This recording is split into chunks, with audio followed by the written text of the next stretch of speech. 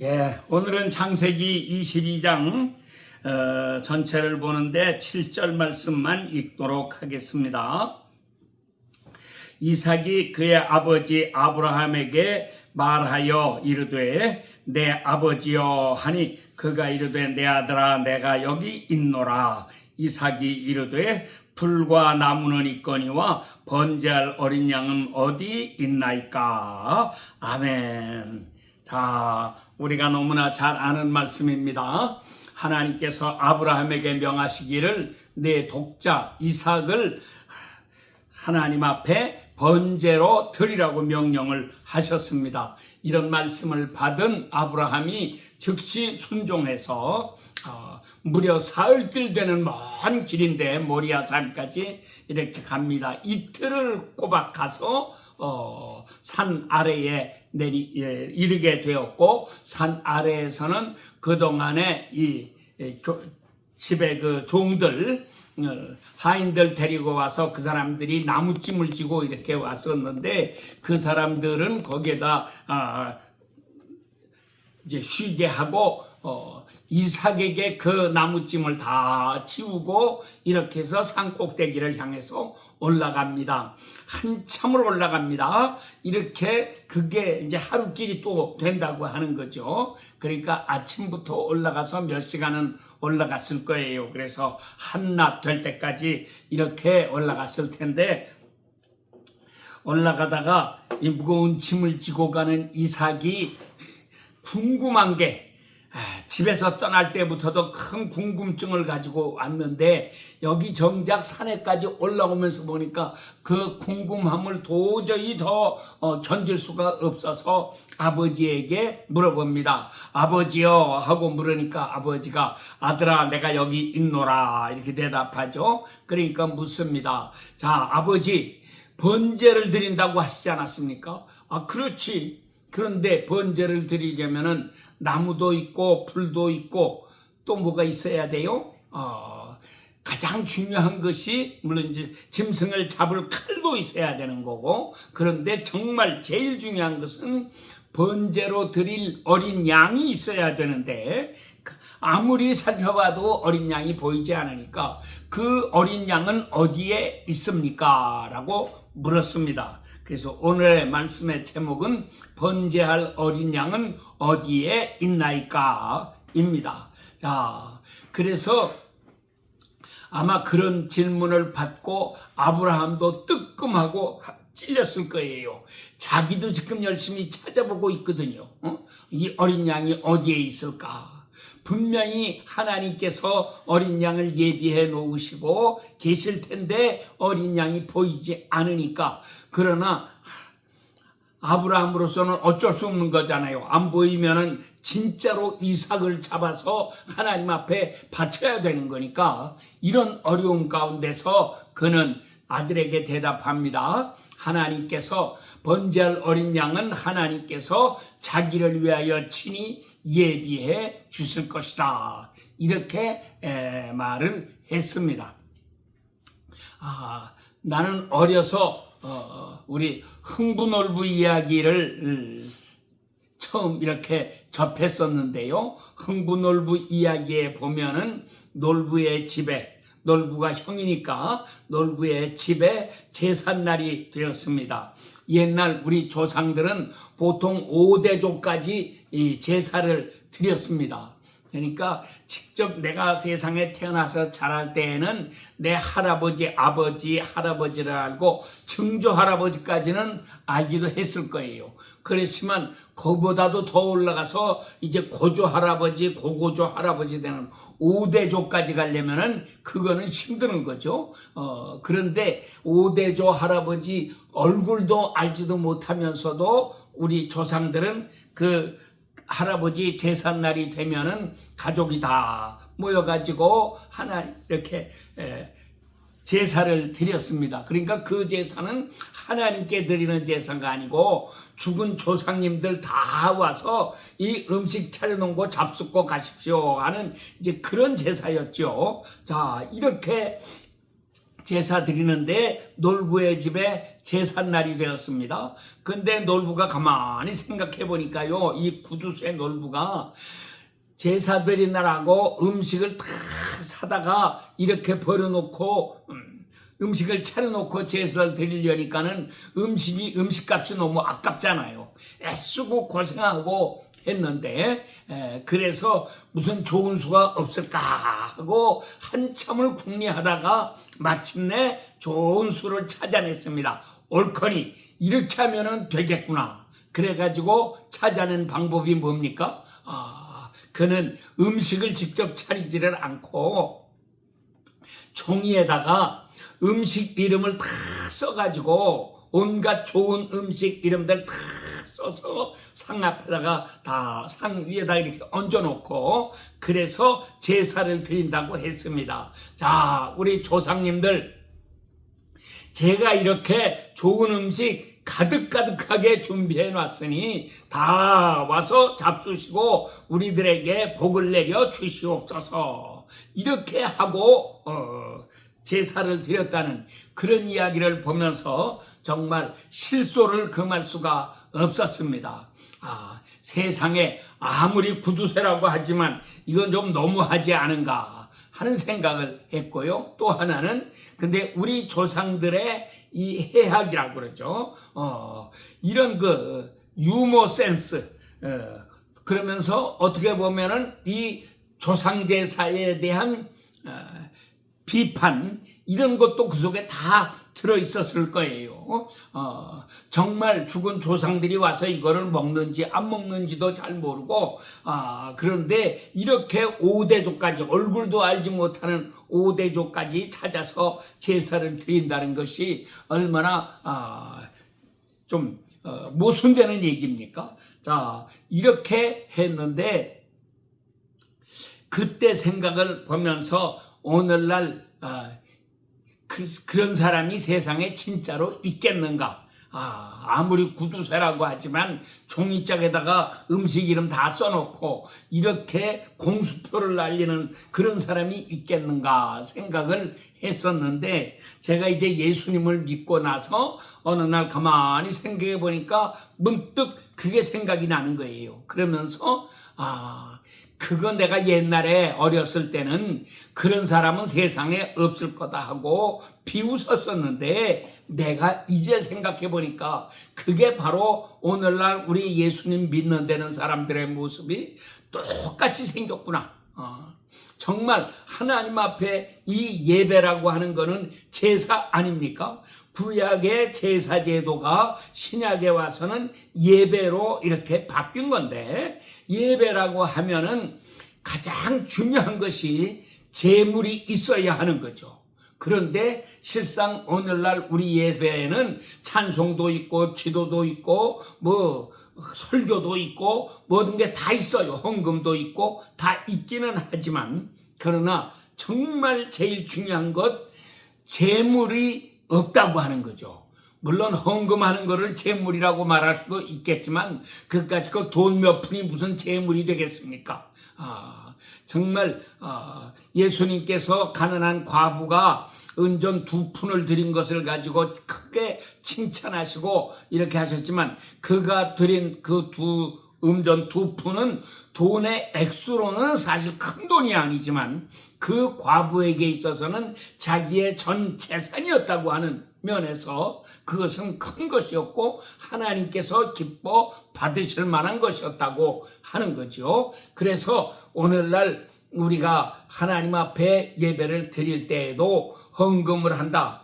이게 내 주머니에서 주져가지고 그저 잔돈 몇 푼 이렇게 헌금하는 거 그거는 하나님 앞에 헌금이 될 수가 없다고 하는 거죠.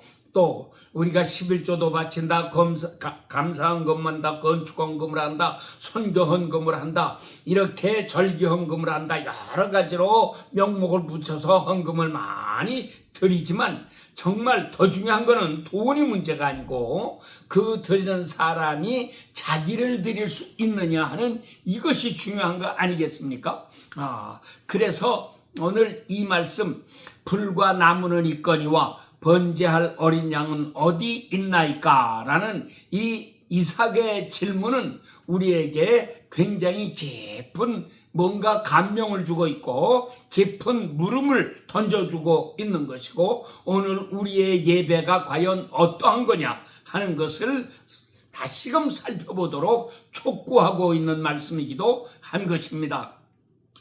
요즘 보면은 우리 한국에 이렇게 교회가 점점 약해지고 있고, 이제는 신학교에도 지원자가 점점 줄어들어서 신학생들을 모집하기도 점점 어려워지고 있고, 그런 가운데 특별히 아기들도 안 낳으니까는 이제 젊은이들마저도 적어지는 판인데, 그런 속에서 하나님 앞에 헌신하는 사람도 적고, 교회에 실제로 들어가 보면 교회에 청소년들이 형편도 없이 줄어들어가지고 이제는 교회에서 젊은이 찾아보기가 너무 어려운 때가 되었고, 노인네들만 조금 남아있는 이런 식으로 자꾸 교회가 줄어들고 있습니다. 이것은 가장 근본적인 원인은 교회의 부패입니다. 청년들이 교회에 와서 낙심하는 것입니다.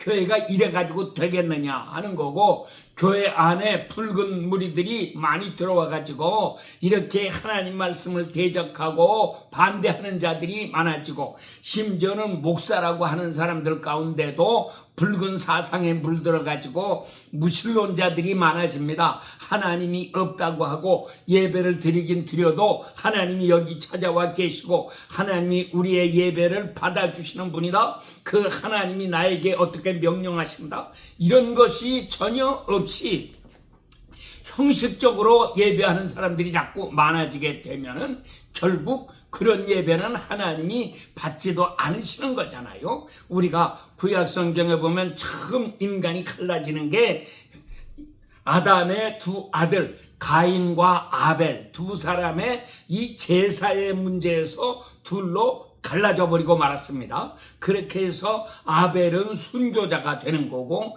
가인이 아벨을 쳐 죽였는데, 내가 하나님이라면 가인을 쳐 죽여버리든지 가인이 아벨을 죽이지 못하도록 하든지 이렇게 좀 했을 것 같은데, 하나님께서는 이상하게도 가인의 행동을 그대로 방임하고 계셔가지고 가인이 아벨을 쳐 죽이는 이런 짓을 했습니다. 이스마엘이 이삭을 조롱하고 박해를 했어도 하나님께서는 그것도 그냥 두셨어요. 에서가 야곱을 죽이려고 했는데 그때에도 하나님은 그거를 그냥 방치해 두셨습니다. 그래서 우리가 성경을 읽고 성경을 연구하려고 할 때에는 이런 어려운 문제들에 자꾸 봉착하게 되고, 왜 하나님이 그렇게 하셨을까 하는 의문도 가지게 되는 것이 사실입니다. 여하간 이렇게 내가 느낀 거는, 우리가 교회 생활을 하면서 마음에 깊이 느끼게 되는 게, 오늘날 우리가 예수님을 섬기노라고는 하지만 정말 하나님이 기뻐하시는 제사를 드리는 사람은 너무도 찾아보기가 어렵구나.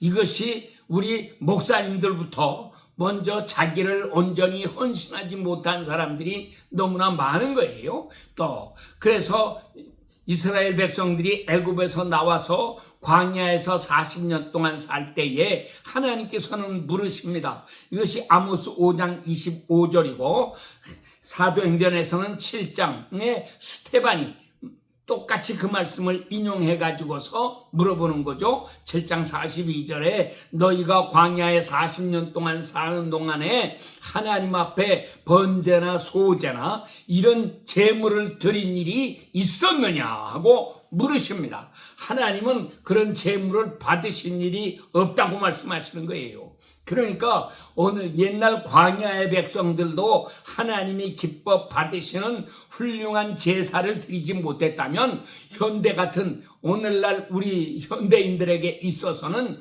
정말 하나님이 받으시는 산 제사, 산 예배를 과연 얼마나 드렸겠느냐 하는 것입니다. 그래서 사도 바울도 말하기를 로마서 12장 1절에서 말씀하고 있죠. 그러므로 너희가 어떻게 해야 된다? 너희 몸을 하나님이 기뻐하시는 거룩한 산 제물로 드려라. 이것이 너희가 드려야 될 영적인 예배다 하는 것입니다. 그래서 오늘 이 말씀을 듣는 여러분들이 이런 말씀들을 마음에 새기고 나는 정말 하나님이 기뻐 받으시는 산 제사를 드리고 있는가? 한 걸음 더 나가서 내가 바로 하나님의 제물이 되어서 나를 하나님 앞에 드리고 있는가? 이런 것을 살펴보면서 우리 신앙의 자세를 새롭게 다듬어야지만 하겠습니다. 자, 이 말씀을 볼 때 우리가 첫째로 생각해야 되는 것은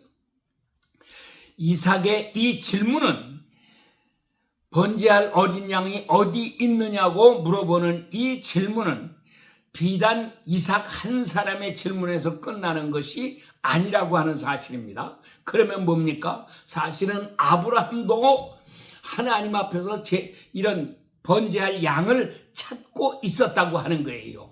우리가 이 창세기의 말씀만 보면은 다 설명이 안 되지만 히브리서 11장의 믿음의 선조들에 대한 이야기를 설명하면서 히브리서에서는 아브라함이 모리아산에 올라갈 때에 그는 이 이삭을 받으실 거라는 생각보다는 하나님이 예비하신 양이 틀림없이 있을 것이라고 하는 그런 믿음을 가지고 있었다고 하는 것을 보여줍니다. 그러니까는 산에 내 올라가면서 하나님이 분명히 어디엔가 양을 예비해 놓으셨을 텐데 그 양이 어디 있는가 하고 두리번 거리면서 양을 열심히 찾았다고 하는 거죠. 자, 그래서 이삭이 어린 양이 어디 있는가를 찾았습니다. 또 아브라함도 그 어린 양이 어디 있는가를 열심히 찾았습니다. 그래서 아들에게 대답하기를 번제할 어린 양은 하나님이 자기를 위하여 친히 예비해 두셨을 것이다 라고 대답을 했습니다. 근데 더 중요한 거는 하나님께서도 이 양을 찾고 계신다고 하는 것입니다. 그래서 하나님께서 오늘 하나님 앞에 예배 드리러 나온 여러분들 모두를 보시면서 너희 가운데 하나님이 기뻐 받으실 만한 어린 양은 어디에 있느냐라고 이렇게 물으시지 않으십니까? 그래서 우리가 하나님의 이 음성을 들어야 합니다. 형식적으로 예배 드리는 모양만 갖추고 있는 자가 되지 말고 하나님이 참으로 받으실 만한 이런 제물들이 되는 아름다운 역사가 우리 가운데서 일어나야지만 하는 것입니다. 자, 둘째로 이 말씀이 우리에게 가르쳐 주는 것은 이삭이 물었죠. 번제할 어린 양은 어디 있습니까? 그런데 사실 번제한 어린 양이 어디에 있었습니까? 그것은 바로 이삭 자신이었습니다. 그러니까 이삭은 자기가 양이라고 하는 사실을 미처 깨닫지 못하고 있었기 때문에 왜 양이 없을까 하고 두리번거리면서 찾았으니까 우선 자기 마음에서부터도 의문이 들었고 혹시 우리 아버지가 나이가 많아지시더니 이게 노망이 걸리신 건가 아닌가 이런 생각도 들었을 것이고요. 그러면서 자기가 어린 양이라고 하는 사실을 깨닫지 못하면 아버지를 의심하게 되고 아버지가 정말 하나님의 그런 명령을 받으셨을까? 하는 그 하나님의 계시에 대한 것도 의문을 갖게 되는 거고 모든 일에 의심하게 됩니다. 이것이 이제 더 나가면 성경 말씀에 대해서도 자꾸 의심을 하게 되는 거죠. 그래서 오늘날 자기를 드리지 못한 인간들은 성경 말씀을 열심히 비판합니다. 그래서 이렇게 자기를 드리지 못하면 우리는 엉뚱한 짓을 하게 된다고 하는 사실을 우리에게 경고하십니다. 그래서 우리가 마음에 깨닫고 정말 나 자신을 먼저 드릴 수 있는 이런 사람들이 되어야지만 하는 것입니다. 자, 이렇게 하고 살다가 나중에 이제 아브라함이 얘기를 하는 거죠. 하나님께서는 너를 양으로 번제할 양으로 삼기를 원하신다. 그 말씀을 듣고 이삭은 깜짝 놀랐습니다. 그래서 자, 중요한 결단이 그 다음에 따라와야죠. 그러면 내가 하나님 말씀에 순종해서 나를 제물로 드릴 것인가? 그렇지 않으면 나는 안 된다고 그러고 거기서 뛰쳐 도망 나갈 것인가? 자, 여러분들 같으면 어떻게 하시겠습니까? 여러분들이 아브라함이었을 경우를 생각해 봐야 되고, 내가 아브라함이었다면 내 아들을 이 번제로 제물로 하나님 앞에 이렇게 드릴 수가 있었을까? 이것에서 벌써 불합격 맞으면 우리는 하나님 앞에 온전한 제물이 되지 못하는 거기 때문에 하나님께 복 받는 것도 나아가서 우리가 천국 가는 것도 이건 다 기대하면은 안 되는 것입니다. 더 나아가서 우리들 자신이 내가 이삭의 입장이 돼가지고 나를 드릴 수가 있겠는가 하는 것이 더 중요한 문제인 것입니다. 그래서 여러분들이 정말 자기를 드릴 수 있는 이런 사람들이 되지 않으면 안 되는 것입니다. 자, 하나님께서 우리를 향하신 뜻이 무엇일까? 우리는 마음에 깊이 깨달아야지만 하는 것입니다. 이삭은 자기가 하나님께 드릴 어린 양이라고 하는 사실을 아버지로부터 듣게 될 때에 그는 아마 굉장히 고심을 했을 거예요. 그러면 과연 어떻게 할 것인가? 이것이 무슨 어려운 노동을 시키는 것도 아니고 어려운 일을 하라고 시키시는 것이 아니라 내 생명을 바치라고 하는 것인데 이삭이 쉽게 나를 잡아가세요 하고 이렇게 자기를 바칠 수가 있었겠습니까? 오늘날 우리가 세상을 다 뒤지고 봐도 정말 이렇게 자기를 하나님 앞에 드리는 사람들은 찾아보기가 쉽지 않습니다. 자기를 드린다고 하는 게 내가 목사가 되겠다 해서 드린 사람을 헌신했다고 그런 얘기를 해요. 그렇지만 목사가 되는 거하고 번제물로 자기를 드리는 것과는 하늘과 땅의 차이가 있는 것입니다.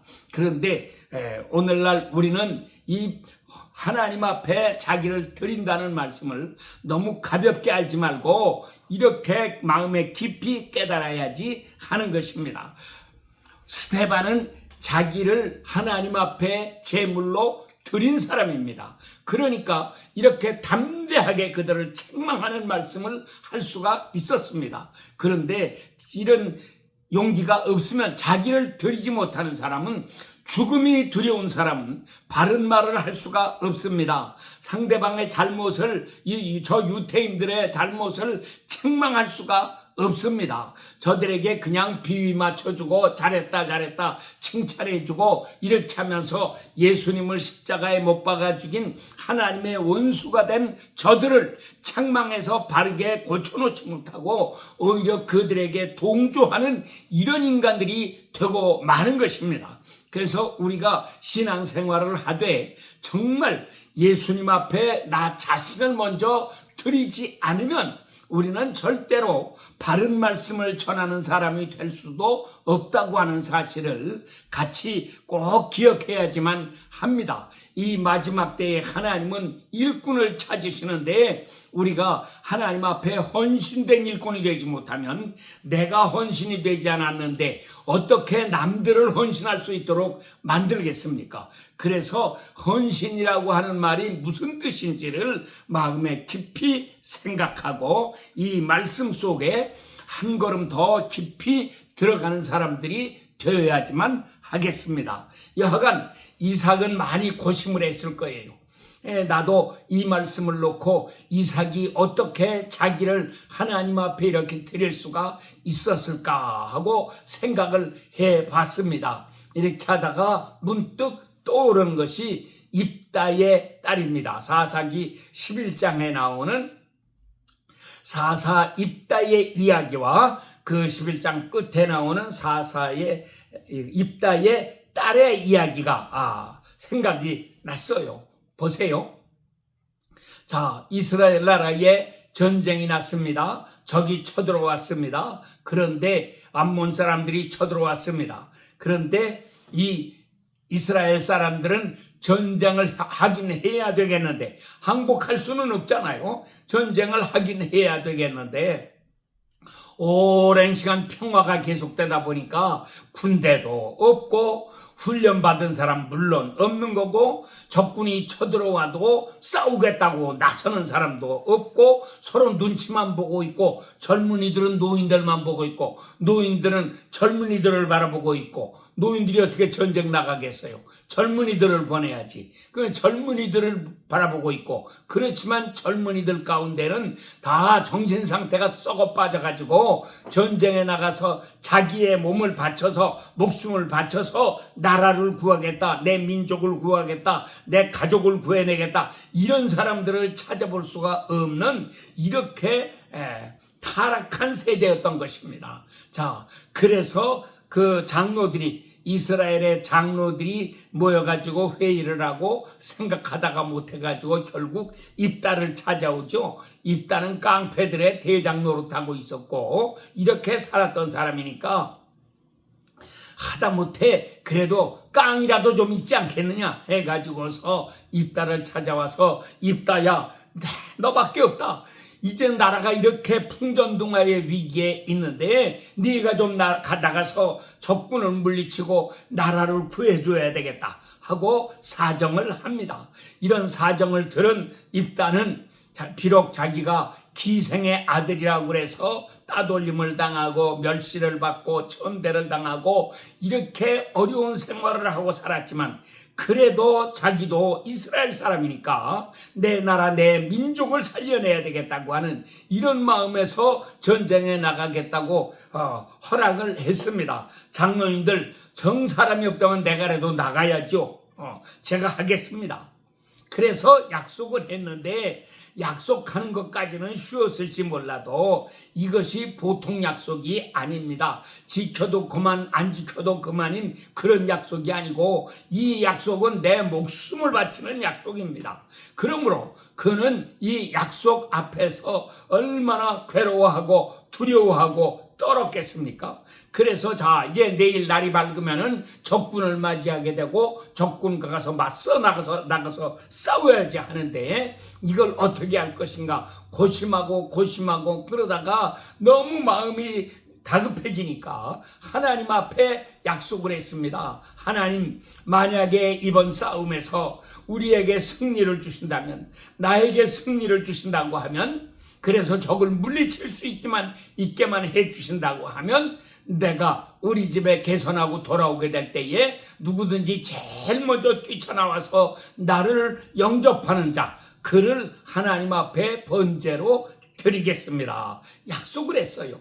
그런데 정말로 하나님께서는 입다에게 은혜를 베푸시고 기적을 행하시고 그래서 입다의 이 오합지졸 군대가 전쟁 같은 거는 한 번도 제대로 해본 일도 없고 훈련도 받아본 일도 없는 이런 오합지졸들이 모였지만 이들에게 하나님이 역사하시고 승리를 주시니까 이들이 대승을 했습니다. 그래서 진격해 들어가서 적군을 다 몰아내고 큰 구원을 이루었습니다. 이렇게 해서 자기 부하들은 다 환호하고 백성들도 좋아가지고 막 소리 지르고 환호하고 입다 최고다 입다 하고 입다를 막 노래했겠죠. 그런데 정작 입다의 마음속에는 큰 걱정거리가 하나 있죠. 무엇입니까? 누굴까?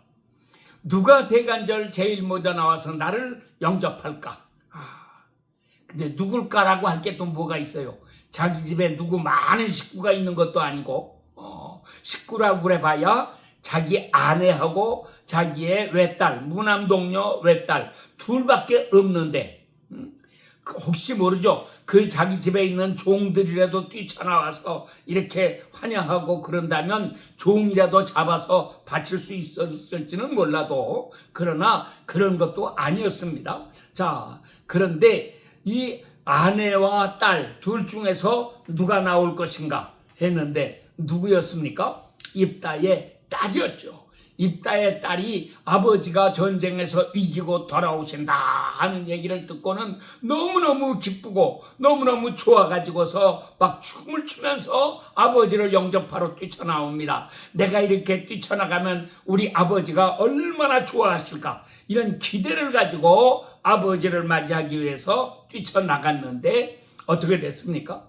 아버지가 오다가 자기 딸이 먼저 뛰쳐나와서 자기에게 달려드는 모습을 볼 때에 깜짝 놀랐습니다. 그래서 야, 이놈아, 어찌해서 네가 나오느냐 하고 야단을 쳤는데, 뭐 그런다고 해서 아내가 뛰쳐나왔으면 좋았겠습니까? 다 마찬가지였죠. 이 딸이 얼마나 놀랐겠어요. 아니, 아버지가 나를 아주 기뻐해주고 그래서 자기를 안아주면서 같이 기뻐 뛰어주고 감사할 줄 알고 그랬는데 아버지가 이렇게 야단을 치시니까 얼마나 놀랐겠습니까? 그래서 아니, 아버지 웬일이세요? 왜 그러세요? 아버지가 대답합니다. 내가 하나님 앞에 이렇게 약속을 했다. 자, 그런데 그 말을 딸이 들었습니다. 그런데 어떻게 했다고 했습니까? 그 말씀을 듣고 딸은 아버지 염려하지 마세요. 하나님께서 우리에게 이 큰 승리를 주시고 우리 민족을 구원해내시고 아버지의 생명을 건져주셨는데 이 한 목숨 하나님 앞에 바쳐지는 것이 뭐가 아깝겠습니까? 만약에 바꿔놓고 입장이 바꿔져가지고 이번 전쟁에 아버지가 참패를 당하고 아버지가 전쟁에서 죽었다든지 적에게 포로로 잡혀가셨다든지 이런 불행한 일이 생겼다면 어쩔 뻔했겠습니까?